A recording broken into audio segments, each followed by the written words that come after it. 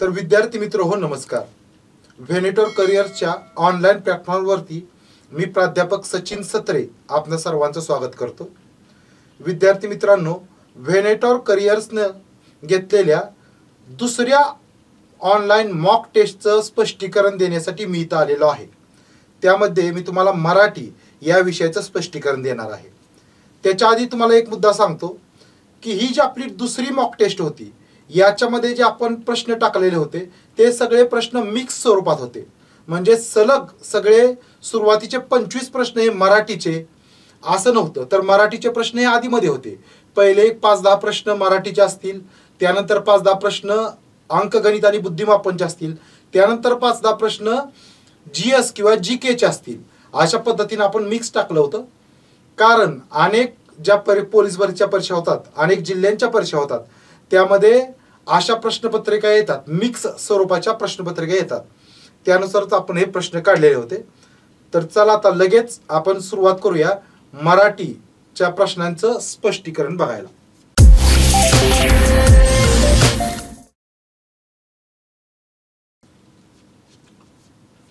बघा विद्यार्थी मित्रांनो, मराठीचा जो पहिला प्रश्न आहे तो खूप महत्वाचा प्रश्न आहे की पुढील विधाने वाचा असं सांगितलेलं आहे.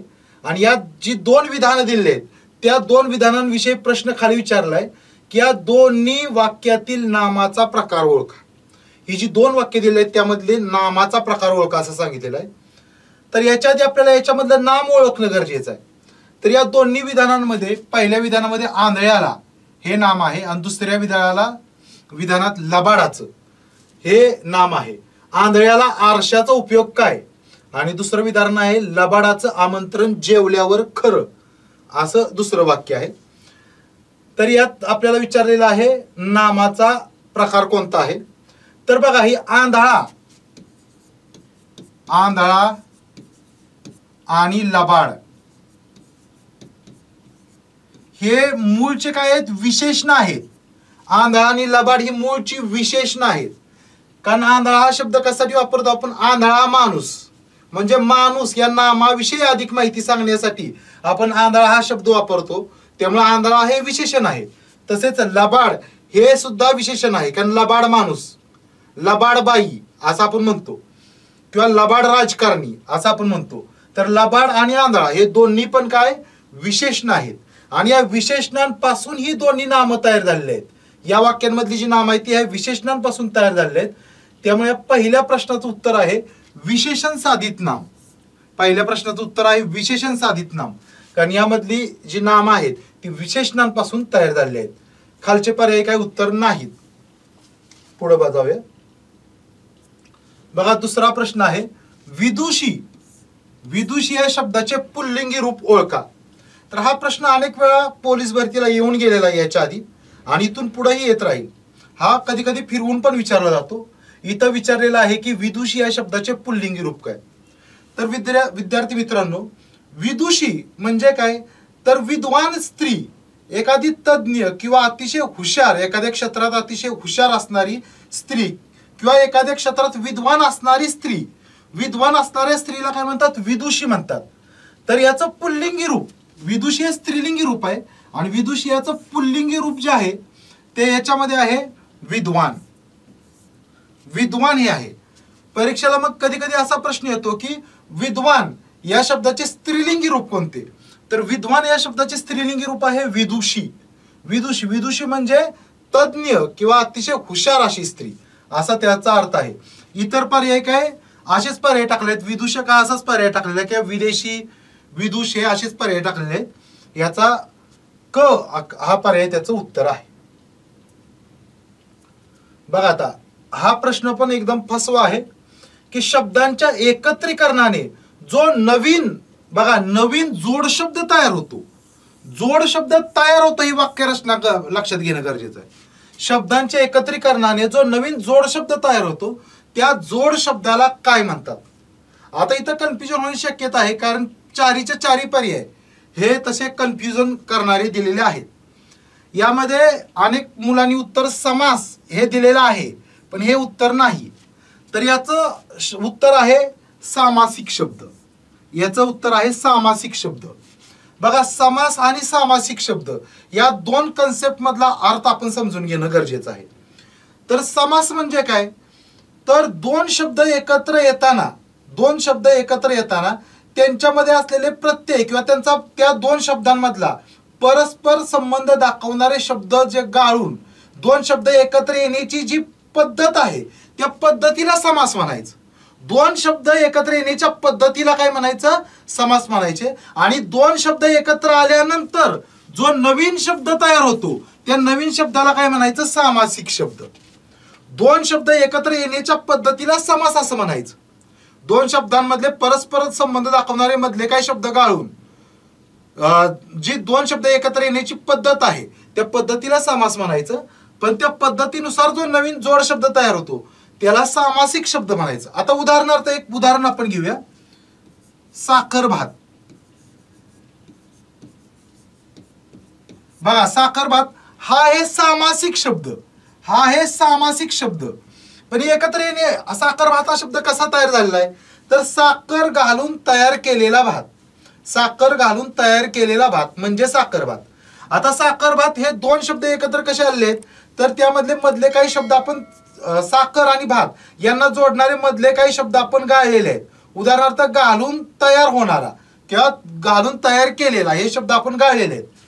साखर भात म्हणजे साखर घालून तयार केलेला, त्यात घालून तयार केलेले हे शब्द गाळलेले आहेत आणि डायरेक्ट आपण काय केलंय, साखर आणि भात हे शब्द एकत्र केलेले आहेत.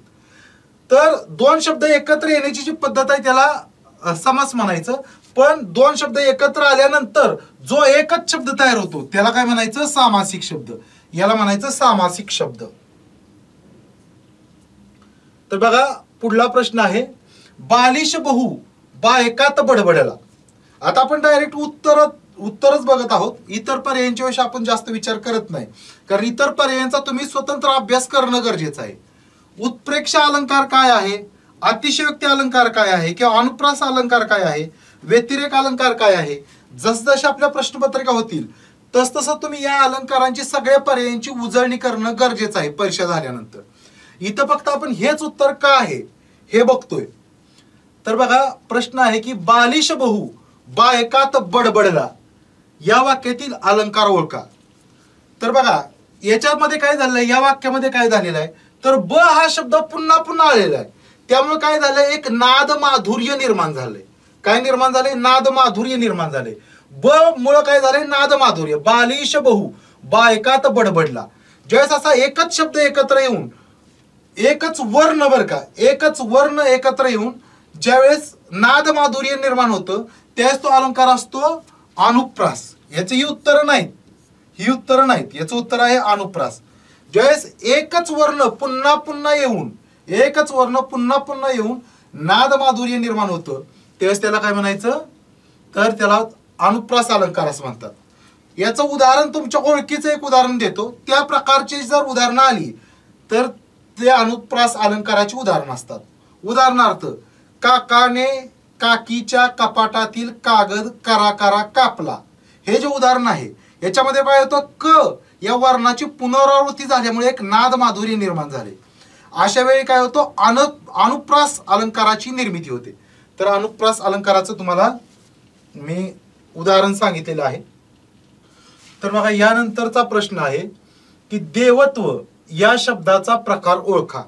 देवत्व या शब्दाचा प्रकार ओळखा आणि पर्याय दिलेले आहेत, गुणविशेषण, भाववाचक नाम, शब्दयोगी अव्यय, सर्वनाम. तर देवत्व हे गुणविशेषण नाही किंवा शब्दयोगी अव्यय नाही किंवा सर्वनाम पण नाही, ते आहे नाम. पण नामामध्ये पण तो कोणता प्रकार आहे, भाववाचक नाम. नामाचा पण कोणता प्रकार आहे, भाववाचक नाम. तर बघा, देवत्व हा जो शब्द आहे, देवत्व हा जो शब्द आहे तो मुळातले देव हे जे नाम आहे, देव हे कोणतं नाम आहे, सामान्य नाम. देव हे सामान्य नाम आहे. देव या सामान्य नामाला त्व हा प्रत्यय लागून, देव या सामान्य नामाला त्व हा प्रत्यय लागून देवत्व हे भाववाचक नाम बनलेलं आहे. तर बघा, भाववाचक नाम बनलेलं आहे त्यामुळे देवत्व हे काय आहे, भाववाचक नाम. तर भाववाचक नाम कसं तयार होतं, भाववाचक नाम साधण्याचे प्रकार कोणते आहेत, तर ज्यावेळेस सामान्य नाम किंवा विशेष नाम किंवा एखादा धातू किंवा विशेषण यांना हे प्रत्यय लागतात, य त्व पना म्हणजे हे लक्षात ठेवण्यासाठी मी या पद्धतीने मांडलेलं आहे की यत्वपणा, ताईगिरी किंवा आई या पद्धतीने जर तुम्ही वाचन केलं तर हे प्रत्यय तुमच्या लक्षात राहतात. ज्यावेळेस सामान्य नाम, विशेष नाम, धातू किंवा विशेषण यांना हे यत्वपणा, ताईगिरी किंवा आई यापैकी कोणताही प्रत्यय लागतो त्यावेळेस त्यापासून काय तयार होतं, भाववाचक नाम तयार होतं. उदाहरणार्थ सुंदर हे काय आहे, विशेषण आहे, त्याला य हे प्रत्यय लागलं तर काय होतं, सौंदर्य. सौंदर्य हे काय होतं, भाववाचक नाम तयार होतं. सौंदर्य हे भाववाचक नाम तयार होतं. तसंच इथं देव हे काय आहे, सामान्य नाम आहे, त्याला त्व हा प्रत्यय लागला की लगेच काय झालं, त्याच्यापासून देवत्व हे भाववाचक नाम तयार झालं. तसंच हे पणा हा प्रत्यय आहे. फक्त मी थोड्याविषयी सांगतोय, तुम्ही पुस्तकात अजून तुमच्याकडल्या संदर्भ पुस्तकांमध्ये अजून माहिती बघू शकता. पणा उदाहरणार्थ प्रामाणिक. प्रामाणिक हे काय आहे, विशेषण आहे. प्रामाणिक माणूस, तर प्रामाणिक हे विशेषण आहे. प्रामाणिक या विशेषणाला जर पणा हा प्रत्यय लागला तर त्याच्यापासून प्रामाणिकपणा हे काय होतं, भाववाचक नाम तयार होतं. भाववाचक नाम तयार होतं. तर बघा, देवत्व या शब्दाचा प्रकार कोणता आहे, भाववाचक नाम. आणि भाववाचक नाम कसं तयार होतं तर सामान्य नाम, विशेष नाम, धातू किंवा विशेषण यांना हे प्रत्यय लागून. आणि हे प्रत्यय पण लक्षात कसे ठेवायचे आहेत, त्यामुळे या क्रमाने दिलेले आहेत. पुस्तकात याच क्रमाने दिलेले असतील असं नाही. तर बघा, यत्वपणा हे वाचन कसं करायचं, यांचा एक गट करायचा, यत्वपणा, त्यानंतर ताईगिरी किंवा आई अशा पद्धतीने तुम्ही लक्षात ठेवू शकता. तर बघा, आता पुढला प्रश्न आहे, खालीलपैकी कोणत्या वाक्याच्या शेवटी उद्गारवाचक चिन्ह येईल. उद्गारवाचक चिन्ह बघा, उद्गारवाचक चिन्ह म्हणजे असं असतं. उद्गारवाचक चिन्ह म्हणजे असं असतं. हे उद्गारवाचक चिन्ह खालीलपैकी कोणत्या वाक्याच्या शेवटी येईल. आता आपण वाक्य वाचले की आपल्याला लगेच लक्षात येईल. अगं तू इथे आलीसच कशी, हा इथं प्रश्न विचारलेला आहे. पहिल्या वाक्यामध्ये प्रश्न विचारलेला आहे, त्यामुळे इथं काय येणार, शेवटी प्रश्नचिन्ह येणार. इथं शेवटी प्रश्नचिन्ह येणार. त्यानंतर दुसरं वाक्य बघा, किती सुंदर आहे हे गुलाबाचे फूल. किती सुंदर आहे हे गुलाबाचे फूल ही माहिती सांगितली, पण इथं काय केलेलं आहे, या वाक्यातून आश्चर्य हा भाव व्यक्त केलेला आहे. जिथं काहीतरी भावना व्यक्त केलेली असती अशा वाक्याच्या शेवटी काय होतं, उद्गारवाचक चिन्ह येत असतं. त्यामुळे या वाक्याच्या शेवटी काय येणार, उद्गारवाचक चिन्ह येणार. उद्गारवाचक चिन्ह येणार. तर किती सुंदर आहे गुलाबाचे फूल हेच आपलं उत्तर आहे. या वाक्याच्या शेवटी काय येणार, उद्गारवाचक चिन्ह येणार. आता तिसरं वाक्य बघा, तुझे हात सुंदर आहेत. हे एकदम साधं वाक्य, याच्या शेवटी काय येणार तर फुल स्टॉप येणार. याच्या शेवटी फुल स्टॉप येणार. त्यानंतर चौथा पर्याय आहे, काय झाले तुझ्या पायाला. इथं पण प्रश्न विचारला आहे, त्यामुळे इथं पण काय येणार, प्रश्न चिन्ह येणार. फुल स्टॉप म्हणजे पूर्ण विराम, पूर्ण विराम येणार. पुढे बघा. बघा, आता पुढला प्रश्न आहे, त्यामध्ये विचारलंय की नारायण सूर्याजी पंत ठोसर म्हणजे इथं प्रश्न काय विचारलेला आहे तर नारायण सूर्याजी पंत ठोसर असं कोणाला म्हटलं जातं, किंवा हे कोणाचं नाव आहे. कोणाचं नाव आहे नारायण सूर्याजी पंत ठोसर. तर हे नाव आहे समर्थ रामदास यांचं. समर्थ रामदास यांचं नाव काय आहे, नारायण सूर्याजी पंत ठोसर. हे सारखं सारखं नाव परिचय येत असतं, त्यामुळे तुम्ही लक्षात ठेवणं गरजेचं आहे. त्याचबरोबर या प्रश्नाच्या जे पर्यायामध्ये तिन्ही नाव आहेत, या तिन्ही पण काय आहेत, टोपण नावच आहेत. काही कवींची टोपण नाव आहेत आणि ही पण परीक्षेला येत असतात. त्यामुळे या तिन्ही जे पर्याय आहेत, पर्यायांमधल्या तिन्ही लोकांची पण तुम्हाला काय करायचे आहेत, टोपण नावं लक्षात ठेवायची आहेत. त्यामध्ये जे पहिलं नाव आहे बालकवी. बालकवींनाच काय म्हटलं जातं, बालकवी ठोंबरे असं पण म्हटलं जातं. बालकवी ठोंबरे असं म्हटलं जातं. तर बालकवींचं खरं नाव काय आहे तर त्र्यंबक बापूजी ठोंबरे. त्र्यंबक बापूजी ठोंबरे हे बालकवींचं खरं नाव आहे आणि बालकवी हे त्यांचं टोपण नाव आहे. त्यानंतर कवी गिरीश हे सुद्धा एका कवीचं टोपण नाव आहे. तर त्या कवीचं नाव आहे शंकर. बघा, शंकर केशव कानिटकर. शंकर केशव कानिटकर हे कवी गिरीश यांचं खरं नाव आहे आणि कवी गिरीश हे त्यांचं टोपण नाव आहे. तसंच कुसुमाग्रज हे महाराष्ट्रात सर्वांना परिचित असणारं महत्वाचं नाव आहे.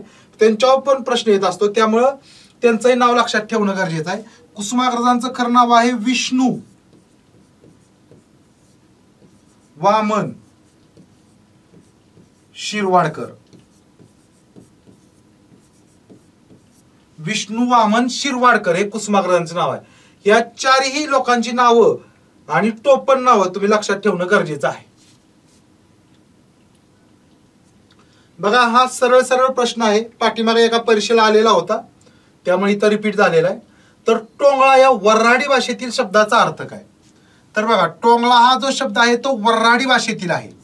वऱ्हाडी भाषेतील म्हणजेच कुठल्या भाषेतील? तर विदर्भामध्ये मराठी भाषेची जी उपबोली बोलली जाते त्या उपबोलीला काय म्हणतात? वऱ्हाडी भाषा म्हणतात. विदर्भामध्ये मराठीची जी उपबोली बोलली जाते तिला म्हणतात वऱ्हाडी भाषा. आणि या वऱ्हाडी भाषेतला हा टोंगळा हा शब्द आहे. आणि याचा अर्थ काय असा प्रश्न विचारलेला आहे. तर याचा अर्थ आहे गुडघा. याचं उत्तर सरळ सरळ गुडघा हे आहे. हे तुम्ही लक्षात ठेवा, पाठीमागे प्रश्न आला होता, हा प्रश्न पुन्हा रिपीट होण्याची शक्यता आहे. त्यानंतर पुढला प्रश्न आहे चुकीची जोडी ओळखा. याच्यामध्ये हे जे शब्द दिले आहेत पर्यायामध्ये त्यांचे अर्थ तुम्हाला माहीतच असणं गरजेचं आहे. आणि हे प्रश्न वेगवेगळ्या पद्धतीनं परीक्षेला येतात, त्यामुळे इथं तुमच्या या शब्दांची तुमची उजळणी होणार आहे प्रत्येक पर्यायाची. तर बघा, यातली चुकीची जोडी ओळखायची. त्यातला पहिला पर्याय गुंडी आणि चरवी. बघा, गुंडी म्हणजेच चरवी, त्यामुळं गुंडी म्हणजेच चरवी. गुंडी या शब्दाचा अर्थ काय आहे? चरवी आहे. तर गुंडी म्हणजे काय किंवा चरवी म्हणजे काय? तर गुंडी किंवा चरवी हे एक भांडं असतं, छोट्या आकाराचं भांडं असतं पाणी साठवण्याचं. ग्रामीण भागात पूर्वी पाणी साठवण्यासाठी चरवी वापरली जायची किंवा गुंडी वापरली जायची. ते पाणी साठवण्याचं एक भांडं असतं, त्याला गुंडी किंवा चरवी म्हणतात. त्यानंतर दुसरा शब्द आहे वज आणि काळजी. तर वज या शब्दाचाच अर्थ आहे काळजी. वज या शब्दाचा अर्थ काय आहे? काळजी. ग्रामीण भागात हा शब्द वज हा शब्द वापरला जातो की तब्येतीची थोडी वज राख, अशी ग्रामीण भागातील लोक म्हणतात. तब्येतीची थोडी वज राख. वज राख म्हणजे काय? कर काळजी घे. वज म्हणजेच काळजी असा त्याचा अर्थ आहे. आता बघा, तिसरा पर्याय त्यात बात आणि त्याचा अर्थ दिलाय अगदी लगेच. पण बात या शब्दाचा अर्थ अगदी लगेच असा नाही. अगदी लगेच अर्थ कशाचा आहे? बाद या शब्दाचा अर्थ आहे. हा हिंदीत शब्द आहे ऍक्च्युली बाद. उसके बाद आपण म्हणतो, म्हणजे उसके बाद किंवा इसके बाद असा आपण म्हणतो. तर बाद म्हणजे अगदी लगेच असा बाद या शब्दाचा अर्थ आहे. बात या शब्दाचा अर्थ आहे काय? तर बोलणे. बात या शब्दाचा अर्थ आहे बोलणे मराठीत. त्यामुळे ही जोडी चुकीची आहे. हे जोडी चुकीची आहे. हेच आपलं उत्तर आहे.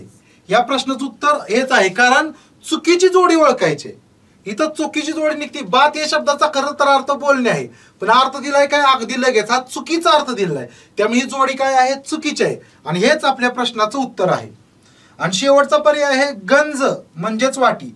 ही मराठवाडा किंवा विदर्भामध्ये वाटीलाच काय म्हणतात? गंज म्हणतात. काही ठिकाणी जे पातेल असतं पातेल्याला सुद्धा गंज म्हणतात. पातेल असतं त्याला सुद्धा गंज म्हणतात. आणि त्याचबरोबर वाटीला सुद्धा गंज म्हणतात. वाटीला सुद्धा गंज म्हणतात. त्यामुळं अ, ब आणि ड हे तिन्ही जोड्या बरोबर जोड्या आहेत. अ, ब आणि ड या तिन्ही जोड्या बरोबर आहेत. फक्त ही क मधली जी जोडी आहे बातचा अर्थ जो अगदी लगेच दिलाय तो चुकीचा आहे, ती चुकीची जोडी आहे. तर बघा, यानंतरचा प्रश्न आहे आचार्य अत्रे यांचे झेंडूची फुले हे काव्य पुस्तक कोणत्या काव्य प्रकारात येईल? तर विद्यार्थी मित्रांनो, आचार्य अत्रे यांचं झेंडूची फुले हे अत्यंत गाजलेलं पुस्तक आहे. मराठीमध्ये अत्यंत गाजलेलं पुस्तक आहे. याच्यावर पोलीस भरतीला MPSC ला अनेक वेळा प्रश्न आलेला आहे की झेंडूची फुले हे पुस्तक कोणी लिहिलेलं आहे किंवा आचार्य अत्रे यांचे गाजलेले पुस्तक कोणते? तर ते झेंडूची फुले हे पुस्तक आहे. आणि झेंडूची फुले हे जे काव्य पुस्तक आहे ते तर विडंबन काव्य या प्रकारातले, विडंबन काव्य या प्रकारातले येत. तर विडंबन काव्य म्हणजे काय तुम्हाला फक्त सांगतो. आचार्य अत्रे हे मुळातच विनोदी लेखक आणि विनोदी कवी म्हणून ओळखले जातात.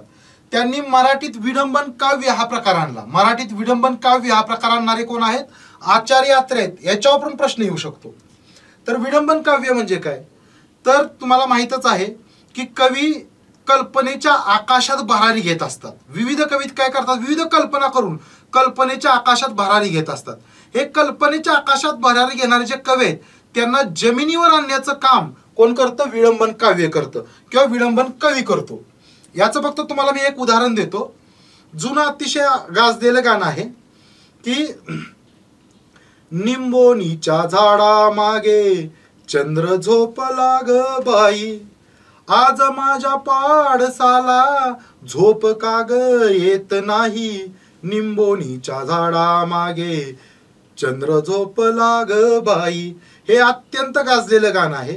याचं मराठीतले सुप्रसिद्ध कवी घनश्यामजी देंडे यांनी विडंबन काय केलंय बघा, की आजच्या पिढीला सुसंगत असं विडंबन केलेलं आहे की नेहमीच्या झाडाखाली मित्र थांबला ग बाई, नेहमीच्या झाडाखाली मित्र थांबला ग बाई, आज माझ्या पालकांना झोप का ग येत नाही, नेहमीच्या झाडाखाली मित्र थांबला ग बाई.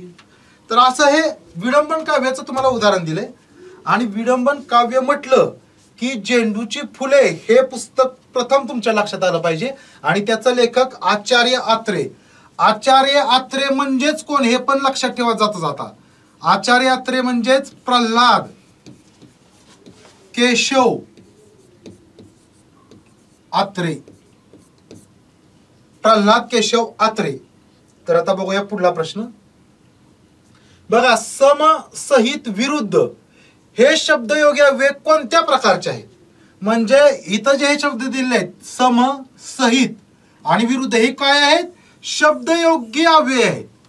शब्दयोगी अव्ययाचे कोणते प्रकार आहेत हे आपल्याला विचारलेलं आहे. तर याच्या आधी मग याचा शब्दयोगी अव्ययाचा कोणता प्रकार आहे हे बघण्याआधी हे मूळ शब्द कोणत्या प्रकारचे आहेत हे आपल्याला बघणं गरजेचं आहे. तर हे जे सम, सहित आणि विरुद्ध हे तिन्ही शब्द आहेत ती काय आहेत, मूळची विशेषण आहेत. मूळची विशेषण आहेत. उदाहरणार्थ समसाठी आपण सम हे विशेषण म्हणून कधी वापरतो तर समसंख्या. समसंख्या, समसंख्या याच्यामध्ये काय, सम हे विशेषण आहे कशासाठी, संख्या या नामासाठी, संख्या या नामासाठी. किंवा सहित याचा मूळ शब्द आहे सह. सहित मधला मूळ शब्द काय आहे, सह. तर सहचा आपण कोणता विशेषण म्हणून कधी वापर करतो, सह अध्यायी. सह अध्यायी. तर अध्यायी या नामाविषयी सह हे विशेषण अधिक माहिती सांगतात. तर इथं काय आहे, सह हे विशेषण आहे. तसंच हे विरुद्ध हे पण काय आहे, विशेषण आहे मित्रांनो. विरुद्ध हे सुद्धा विशेषण आहे. कसं तर उदाहरणार्थ तो आपण अनेक वेळा शब्द वापरतो तो म्हणजे विरुद्ध लिंगी. विरुद्ध लिंगी म्हणजे विरुद्ध लिंगाची असा त्याचा अर्थ होतो. किंवा विरुद्ध अर्थी हा शब्द पण होतो. विरुद्ध अर्थी म्हणजे विरुद्ध अर्थाचे. तर विरुद्ध अर्थी जर म्हटलं तर अर्थ या नामाविषयी विरुद्ध हा शब्द अधिक माहिती सांगतोय. किंवा इथं विरुद्ध लिंगी याच्यामध्ये लिंगी या शब्दाविषयी विरुद्ध हा शब्द अधिक माहिती सांगतोय. त्यामुळं हे सम, सहित आणि विरुद्ध ही काय आहेत, मूळची विशेषण आहेत. पण यांचा कधी कधी वापर कधी कसा करतो आपण, शब्दयोगी अव्यय म्हणून करतो. ज्यावेळेस सम, सहित आणि विरुद्ध यांचा वापर आपण शब्दयोगी अव्यय म्हणून करतो त्यावेळेस त्यांना काय म्हणायचं, विशेषण साधित शब्दयोगी अव्यय म्हणायचं. विशेषण साधित शब्दयोगी अव्यय म्हणायचं. कारण ही सम, सहित आणि विरुद्ध ही मूळची काय आहेत, विशेषण आहेत. आपण यांचा उपयोग जर शब्दयोगी अव्यय म्हणून केला तर त्यांना काय म्हणतात, विशेषण साधित शब्दयोगी अव्यय. त्यामुळे याचं उत्तर तेच आहे, विशेषण साधित अव्यय हेच त्याचं उत्तर आहे. तर बघा आता पुढला पण प्रश्न अत्यंत सोपा प्रश्न आहे. पुढला पण प्रश्न अत्यंत सोपा प्रश्न आहे की किती वाईट प्रसंग आला तरी डगमगू नये. किती वाईट प्रसंग आला तरी डगमगू नये असं हे वाक्य आहे. यामधलं तरी या वाक्यात कोणत्या प्रकारचे उभयान्वयी अव्यय. कारण तरी उभयान्वयी अव्यय काय आहे, उभयान्वयी अव्यय म्हणजे काय, दोन शब्द किंवा दोन वाक्य यांना जोडणारे जो शब्द असतो त्याला काय म्हणतो आपण, उभयान्वयी अव्यय म्हणतो. आणि तरी यानं काय केलेलं आहे, दोन वाक्य जोडलेले आहेत. कोणती वाक्य, किती वाईट प्रसंग आला हे वाक्य आणि डगमगू नये ही अशी दोन वाक्य तरी या शब्दानं जोडलेले आहे. त्यामुळे तरी हे काय आहे, उभयान्वयी अव्यय आहे. आणि कोणतं उभयान्वयी अव्यय असं विचारलेलं आहे. तर बघा यातून आपल्याला काय दिलेलं आहे, एक संकेत दिलेला आहे की वाईट प्रसंग आल्यावर आपण कसं वागलं पाहिजे याचा एक संकेत दिलेला आहे. किती वाईट प्रसंग आला तरी डगमगू नये असा आपल्याला संकेत दिला. जर वाईट प्रसंग आला तर डगमगू नये असा एक संकेत दिलेला आहे. त्यामुळे तरी हे तर काय आहे, संकेत बोधक, संकेत सांगणार म्हणजे संकेत बोधक उभयान्वयी अव्यय. तर हे काय आहे, संकेत बोधक उभयान्वयी अव्यय आहे. आता पुढला प्रश्न बघा, अत्यंत महत्त्वाचा प्रश्न आहे की बातमी हा शब्द टिंबटिंब या भाषेतून तर जाहिरात हा शब्द टिंबटिंब या भाषेतून मराठीत आला आहे. तर बातमी हा शब्द कोणत्या भाषेतून मराठीत आलेला आहे, तर बघा बातमी हा जो शब्द आहे तो आलेला आहे अरबी भाषेतून, अरबी भाषेतून. तर जाहिरात हा शब्द आलेला आहे फारसी भाषेतून, जाहिरात हा शब्द आलेला आहे फारसी भाषेतून. त्यामुळे याचं उत्तर काय आहे, अ. बातमी हा शब्द आलेला आहे अरबी भाषेतून, तर जाहिरात हा शब्द आलेला आहे फारसी या भाषेतून. तर बघा हा बातमी जाहिरात असे शब्द काय करतात, बातमी ही न्यूजपेपर मध्येच येत असते, जाहिरात पण न्यूजपेपर मध्ये येत असते. त्यामुळे इथं हा फसवा प्रश्न आहे. तर असे काही फसवे शब्द आहेत ते वेगवेगळ्या भाषांच्याकडून आपल्या मराठीत आले आहेत. असे फक्त फसवे शब्द मी तुम्हाला सांगतो. उदाहरणार्थ अरबी भाषेतूनच आलेले दोन शब्द हे कायम कन्फ्युजन करतात. तो अरबी भाषेतला आहे का फारसी भाषेतला असं कन्फ्युजन होतं. त्यामध्ये पहिला शब्द आहे अर्ज, पहिला शब्द आहे अर्ज आणि दुसरा शब्द आहे उर्फ. अर्ज आणि उर्फ हे शब्द तुम्ही दोन लक्षात ठेवा, कारण हे शब्द सारखे परीक्षेला येत असतात आणि हे मुलांचं कायम कन्फ्युजन वाढवणारे शब्द आहेत. अर्ज आणि उर्फ हे शब्द. फारसी शब्द आहे जाहिरात, जाहिरात हा फारसी शब्द आहे. त्याचबरोबर बघा आता इथं अजून एक भाषा आलेली आहे ती म्हणजे पोर्तुगीज. पोर्तुगीज भाषेमधले पण काही शब्द हे काय आहेत लक्षात ठेवण्यासाठी सोपे आहेत. आता फारसी भाषेतला अजून एक शब्द तुम्ही, आपण पोलीस भरतीची एक्झाम देतोय त्यामुळे मी फक्त सांगतोय, फारसी भाषेतला अजून एक शब्द तुम्ही लक्षात ठेवू शकताय तो म्हणजे खाकी. खाकी हा जो शब्द आहे तो फारसी भाषेतूनच मराठीमध्ये आलेला आहे, खाकी हा शब्द. आता पोर्तुगीज भाषेतून कोणते शब्द आले आहेत, तर बहुतेक खाण्याचे पदार्थ आहेत ते बरेच पोर्तुगीज भाषेतून आपल्याकडे आलेले आहेत. उदाहरणार्थ बटाटा, कोबी, बटाटा, कोबी हे शब्द तुम्ही लक्षात ठेवा. हे कुठून आलेले आहेत, तर पोर्तुगीज भाषेतून आलेले आहेत. त्याचबरोबर एक पदार्थ जो आपण कधीच खायचा नाही पण अनेक लोक खातात, तो पण शब्द कुठून आलेला आहे, तर पोर्तुगीज भाषेतून आला आहे, तो म्हणजे तंबाखू. बटाटा, कोबी, तंबाखू हे शब्द मी कमी आधी दिले, एवढेच शब्द तुम्ही लक्षात ठेवा. सर्वात महत्वाचं हे अर्ज आणि उर्फ हे शब्द मुलांचं खूप कन्फ्युजन करतात. तर अर्ज आणि उर्फ हे दोन्ही शब्द अरबी भाषेतले आहेत. तर खाकी हा शब्द पोलीस भरती झाल्यानंतर तुम्ही खाकी वर्दी घालणार आहात अंगावर, तर खाकी हा शब्द फारसी आहे. त्याचबरोबर बटाटा, कोबी, तंबाखू हे खाण्याचे पदार्थ कुठले आहेत, पोर्तुगीज भाषेतून मराठीत आलेले आहेत. तर बघा खालीलपैकी सामान्य रूप न होणारा, इथं प्रश्न नीट बघणं गरजेचं आहे. खालीलपैकी सामान्य रूप न होणारा शब्द कोणता, तर बघा सामान्य रूप याचा आधी अर्थ लक्षात घेणं गरजेचं आहे. तो मी तोंडीच तुम्हाला सांगतो. सामान्य रूप म्हणजे काय, तर कोणत्याही शब्दाला विभक्तीचा प्रत्यय, कोणत्याही शब्दाला विभक्तीचा प्रत्यय लागण्याआधी त्या शब्दामध्ये जो बदल होतो त्याला काय म्हणायचं, सामान्य रूप असं म्हणायचं. सामान्य रूप म्हणायचं. आणि हे सामान्य रूप सर्व विभक्तींसाठी सामान्य राहतं, म्हणजे सारखंच राहतं, म्हणून त्याला सामान्य रूप असं म्हटलं जातं. सामान्य रूप म्हणजे काय, पुन्हा एक वेळ सांगतो की कोणत्याही शब्दाला विभक्तीचा प्रत्यय लागण्याच्या आधी त्या शब्दामध्ये जो बदल होतो त्या बदलालाच काय म्हणायचं, सामान्य रूप म्हणायचं. आणि त्याला सामान्य रूपच का म्हणायचं, तर हे जे शब्दाचं बदललेलं रूप आहे ते सर्व विभक्तींसारखं साठी सारखंच असतं, कायमच असतं. उदाहरणार्थ एक इथलाच एक शब्द घेऊया, घोडा. बघा घोडा हा जर शब्द आपण घेतला तर त्याला एक प्रत्यय जोडला, तृतीय विभक्तीचा प्रत्यय जोडला ने, तर काय होईल, घोड्याने असा शब्द तयार होईल. यामधला जो घोड्या हा जो शब्द आहे, घोड्या, यालाच आपण काय म्हणतो, सामान्य रूप म्हणतो. घोड्या या शब्दाला आपण काय म्हणतो? सामान्य रूप म्हणतो. आणि हे सामान्य रूप सर्व विभक्तींसाठी सारखंच राहतं. उदाहरणार्थ घोड्या या शब्दाला जर आपण चतुर्थीचा जर प्रत्यय जोडला तर काय होईल? घोड्याला हा शब्द तयार होईल. किंवा पंचमीचा जर शब्द जोडला हून तर घोड्याहून, म्हणजे घोड्याहून हत्ती उंच असतो. घोड्याहून असा शब्द आपण वापरतो. तर घोड्या हा शब्द तसाच राहतोय.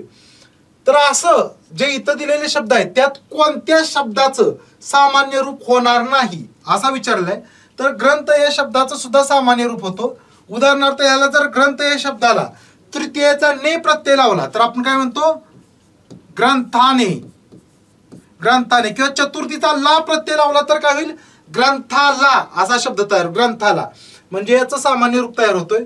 तसंच सिंह या शब्दाचा पण काय होईल? सिंहाने. सिंहाने. इथं सामान्य रूप झालेलं आहे काय? सिंह हे सामान्य रूप झालेलं आहे.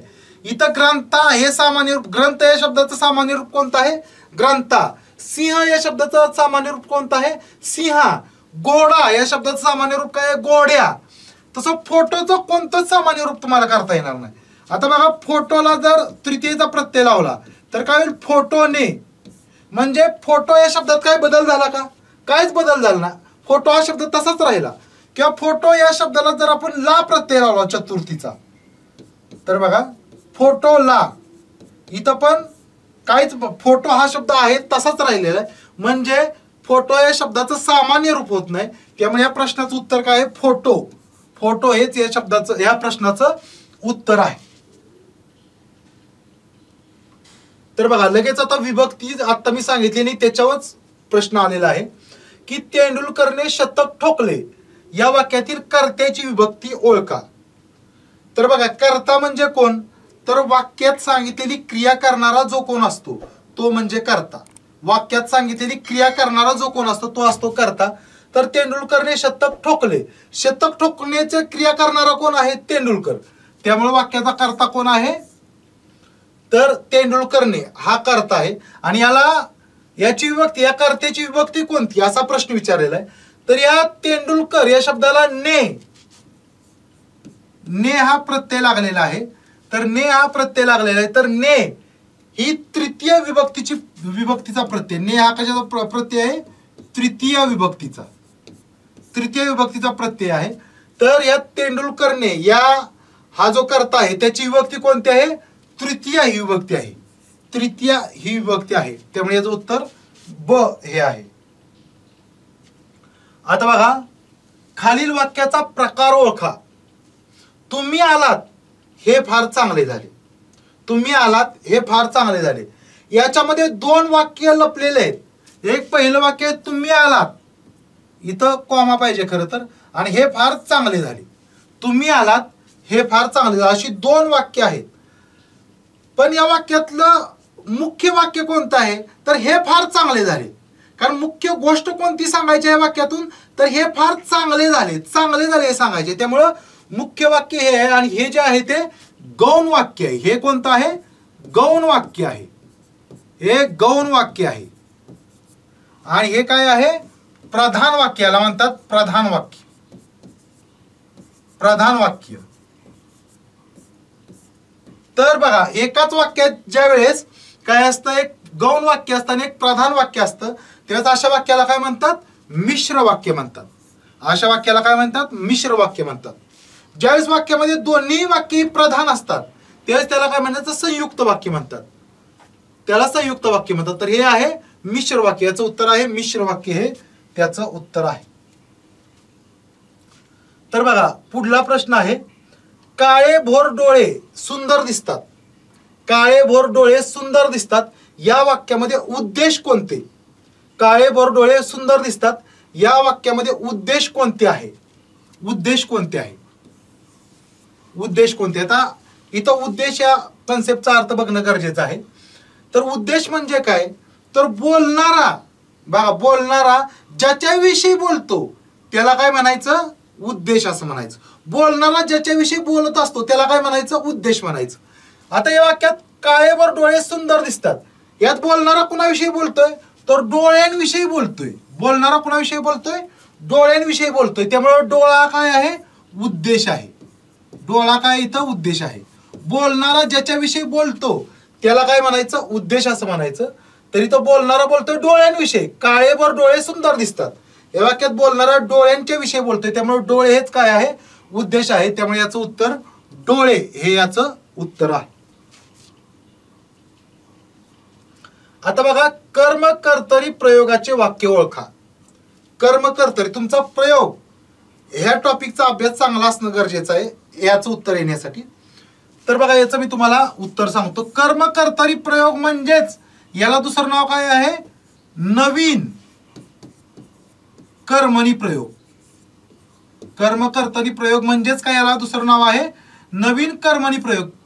तर याला नवीन कर्मणी प्रयोग का म्हणतात, तर हा जो कर्मकर्तरी प्रयोग आहे किंवा कर्मणी प्रयोग आहे तो इंग्लिश मधून मराठीत आलेला आहे. इंग्लिश मधून मराठीत आलेला आहे, इंग्लिश मधून नव्यानं मराठीत आलेला आहे, म्हणूनच त्याला काय म्हणतात, नवीन कर्मणी म्हणतात. आणि इंग्लिश मधून कुठल्या वाक्य रचनेवरून आलेला आहे, तर इंग्लिश मध्ये जो पॅसिव्ह व्हॉइस नावाचा प्रकार आहे, इंग्लिश मध्ये पॅसिव्ह व्हॉइसची जी वाक्य असतात त्यावरून मराठीत आलेला हा वाक्याचा प्रकार आहे किंवा प्रयोगाचा प्रकार आहे, तो म्हणजे कर्मकर्तरी प्रयोग किंवा नवीन कर्मणी प्रयोग. मग मराठीमध्ये इंग्लिश मधल्या पॅसिव्ह व्हॉइस सारखी जिथं रचना केलेली असते त्या ठिकाणी कर्मकर्तरी प्रयोग होतो किंवा कर्मणी प्रयोग होतो. आणि याचं पहिला पर्याय हेच उत्तर आहे. गाय गुराख्याकडून बांधली जाते. बघा, गाय गुराख्याकडून बांधली जाते ही मराठीतली मूळची रचना नाही, ही आपण इंग्रजी मधल्या पॅसिव्ह व्हॉइस वरून घेतलेले आहे. गाय गुराख्याकडून बांधली जाते. किंवा याचं दुसरं उदाहरण काय आहे, तर रावण रामाकडून मारला जातो. रावण रामाकडून मारला जातो. आता मूळ आपल्या मराठीतलं जे खरं वाक्य आहे ते काय आहे की रामाने रावणास मारले. रामाने रावणास मारले हे मूळ वाक्य आहे. पण त्या वाक्याचंच इंग्लिश मधल्या पॅसिव्ह व्हॉइस सारखी मराठीत रचना केल्यावर काय होतं की रावण रामाकडून मारला गेला. रावण रामाकडून मारला गेला. असं कडून, ज्या वाक्यात कडून हा शब्द येऊन जी वाक्य रचना केली जाते ती कशी असते, कर्मकर्तरी प्रयोगाची किंवा नवीन कर्मणी प्रयोगाची. याचंच अजून दुसरं उदाहरण काय आहे, तर सभेत पत्रके वाटली गेली. त्यात कडून शब्द येत नाही. सभेत पत्रके वाटली गेली याच्यात कडून शब्द येत नाही, पण सभेत पत्रके वाटली गेली हे पण उदाहरण कशाचं आहे, नवीन कर्मणी प्रयोगाचंच आहे किंवा कर्मकर्तरी प्रयोगाचं आहे. तर अशा पद्धतीनं याचं उत्तर अ हा पर्याय आहे. बघा, जातीभ्रष्ट या शब्दातील योग्य समास ओळखा. बघा, जातीभ्रष्ट या शब्दातील योग्य समास ओळखा. तर याचा विग्रह आहे जातीभ्रष्ट या समासाचा विग्रह काय आहे, तर जातीतून भ्रष्ट. जातीतून भ्रष्ट असा याचा विग्रह आहे. तर याच्यातून तुम्हाला काय समजलं पाहिजे की हा जातीभ्रष्ट हा जो सामासिक शब्द आहे त्याच्यामध्ये मुख्यतः सांगायचा आहे तो व्यक्ती भ्रष्ट आहे सांगायचा आहे. मग कशाने भ्रष्ट आहे, जातीनं. म्हणजे याच्यामधला मुख्य शब्द भ्रष्ट हा मुख्य शब्द आहे. याच्यामधला काय आहे, भ्रष्ट हा मुख्य शब्द आहे. म्हणजे ज्या समासामध्ये दुसऱ्या शब्दाला ज्यादा महत्व असतं, दुसऱ्या पदाला ज्यादा महत्व असतं त्या समासाला काय म्हणतात, तत्पुरुष समास म्हणतात. त्या समासाला म्हणतात तत्पुरुष समास. आणि याचं उत्तर आहे तत्पुरुष समासच. तत्पुरुष समासामध्ये काय असतं, दुसऱ्या शब्दाला ज्यादा महत्व असतं.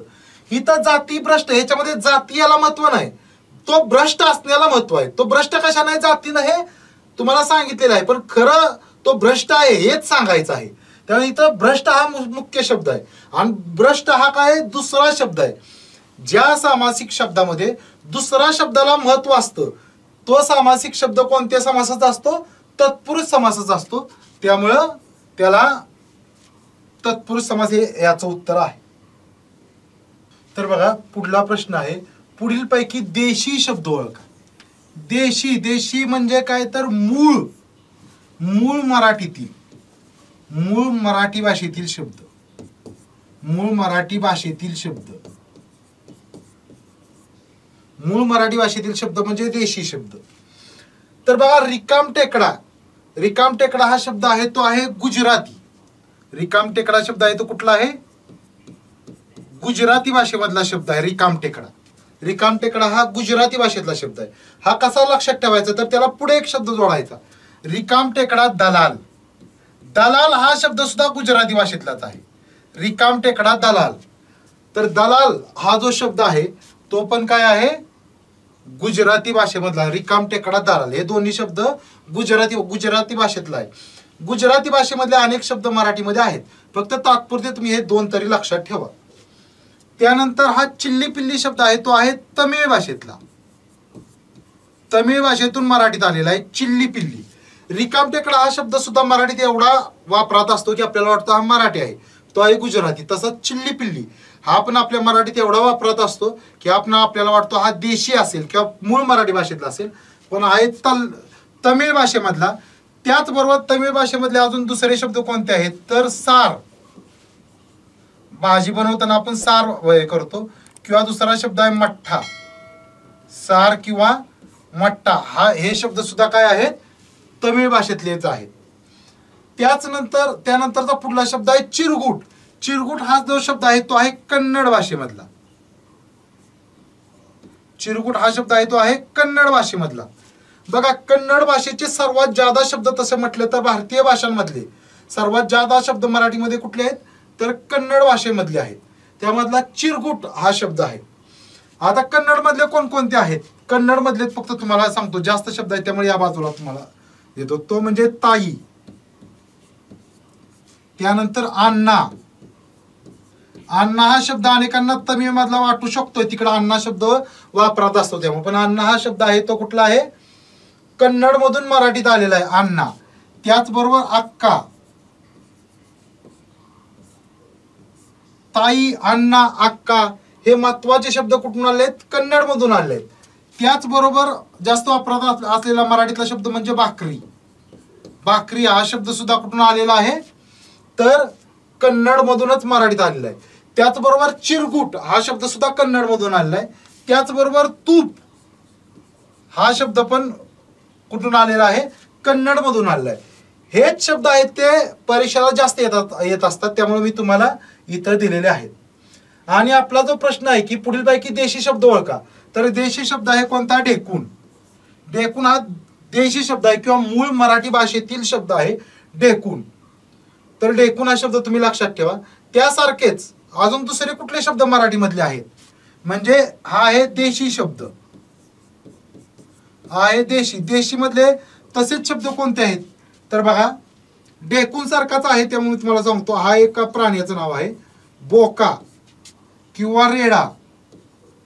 बोका, रेडा किंवा चिमणी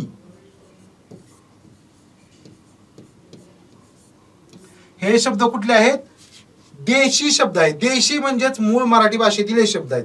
तुम्ही एवढे शब्द सध्या लक्षात ठेवा, बोका, रेडा, चिमणी आणि ढेकूण हे देशी भाषेतील शब्द आहेत. आता बघा, रीती वर्तमान काळ असलेले वाक्य पुढील पैकी कोणते, रीती वर्तमान काळ असणारे. तर बघा, रीती वर्तमान काळ या शब्दाचा आपल्याला अर्थ माहित असणं गरजेचं आहे. तर रीती वर्तमान काळ म्हणजे काय, ज्या वाक्यातून वर्तमान काळातील काम करण्याची एखादी रीत सांगितली असते. काय, ज्या वाक्यातून वर्तमान काळातील काम करण्याची एखादी रीत सांगितली असते त्याला काय म्हणायचं, रीती वर्तमान काळातील वाक्य असं म्हणायचं. त्या वाक्याला म्हणायचं रीती वर्तमान काळातील वाक्य म्हणायचं. तर इथं वर्तमान काळातील रीत कोणत्या वाक्यात सांगितली ते आपल्याला शोधून काढायचं आहे. बघा, मी लेखन करीत असतो, मी लेखन करीत असतो ह्याच्यात रीत सांगितली, लेखन करण्याची रीत सांगितली, पण कुठल्या काळातली सांगितली तर वर्तमान काळातली सांगितली. त्यामुळे याचं उत्तर काय आहे, हेच उत्तर आहे. या वाक्यातलं उत्तर हेच आहे, कारण ह्याच्यात काय सांगितलेलं आहे की वर्तमान काळात लेखन करण्याची किंवा कार्य करण्याची एक रीत सांगितली, लेखन करण्याची रीत सांगितली की मी लेखन करीत असतो. त्यामुळे या प्रश्नाचं उत्तर काय आहे, मी लेखन करीत असतो, हेच याचं उत्तर आहे. आता बघा, दुसरं वाक्याचा आपण विचार करूया. तर मी व्यायाम केला आहे, याच्यात कोणती रीत सांगितलेली नाही, मी व्यायाम केलेला आहे, एखादं काम केलेलं हे सांगितलंय. मग हे व्यायाम केला आहे म्हणजे कधी भूतकाळातलं, हे भूतकाळी वाक्य, भूतकाळातलं वाक्य. त्या भूतकाळातलं वाक्य कधीच रीती वर्तमान काळाचं होणार नाही. त्यानंतर पुढलं वाक्य बघा, मी पुस्तक वाचित असे. आता मी पुस्तक वाचित असे याच्यामध्ये पण रीत सांगितलेली आहे, मी पुस्तक वाचित असे याच्यामध्ये पण रीत सांगितली आहे, पण असे या शब्दातून आपल्याला काय लक्षात येत आहे तरी भूतकाळातील रीत सांगितली. हे जे तिसरं वाक्य आहे त्याच्यात काय सांगितली, भूतकाळातील रीत सांगितली, त्यामुळे तिसरं वाक्य ते कोणतं आहे, रीती भूतकाळातलं वाक्य आहे, रीती भूतकाळातलं वाक्य आहे, कारण यात भूतकाळातील रीत सांगितली. आणि पुढलं वाक्य आहे की मी लेखन करीत राहील, हे भविष्य काळातलं वाक्य आहे. मी लेखन करीत राहील म्हणजे भविष्यात काहीतरी, हे भविष्य काळातलं वाक्य आहे.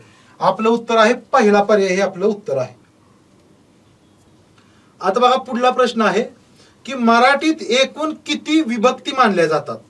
तर मराठीमध्ये एकूण किती विभक्ती मानल्या जातात, बऱ्याच जणांना माहित असेल, तुम्हाला सर्वांनाच माहित असेल. अत्यंत सोपा प्रश्न आहे. मराठीमध्ये एकूण 8 विभक्ती मानल्या जातात. मराठीमध्ये एकूण 8 विभक्ती मानल्या जातात. त्यातल्या पहिल्या 7 संस्कृत मधलीच नावं दिलेली आहेत. पहिल्या 7 काय नावं दिलेली आहेत, तर प्रथमा, द्वितीया, तृतीया, चतुर्थी, पंचमी, षष्ठी आणि सप्तमी अशी पहिल्या 7 विभक्तींना अशी संस्कृत मधलीच नावं दिलेली आहेत. आणि शेवटचं जी विभक्ती आहे त्याला आपण नाव दिलेलं आहे संबोधन. शेवटच्या विभक्तीला काय, 8वी जी विभक्ती आहे त्याला नाव आहे संबोधन. अशा मराठीमध्ये एकूण किती, 8 विभक्ती आहेत. आता बघा पुढला प्रश्न आहे की आता त्याने हट्ट सोडावा. आता त्याने हट्ट सोडावा. तर आता त्याने हट्ट सोडावा याच्यातून या वाक्याचा प्रकार सांगा असं विचारलं. तर या वाक्यातून काय तुमच्या लक्षात येतं, या वाक्यातून काय व्यक्त केलं आहे, तर या वाक्यातून इच्छा व्यक्त केलेली आहे. काय व्यक्त केले, इच्छा व्यक्त केलेली. या वाक्यातून इच्छा काय व्यक्त केली की त्यानं हट्ट सोडावा, ही इच्छा व्यक्त केलेली आहे. ज्या वेळेस एखादं वाक्य माणसाचं कर्तव्य सांगत असतं, योग्यता सांगत असतं किंवा इच्छा सांगत असतं, बघा ज्यावेळेस एखादं वाक्य माणसाचं कर्तव्य सांगत असतं, योग्यता सांगत असतं किंवा इच्छा सांगत असतं, त्यावेळेस ते वाक्य काय असतं, विद्यार्थी. काय असतं, विद्यार्थी वाक्य असतं. विद्यार्थी, विद्यार्थी वाक्य असतं. विद्यार्थी हे वाक्य असतं. विद्यार्थी हे वाक्य असतं. बघा तिथं विद्यार्थी पाहिजे.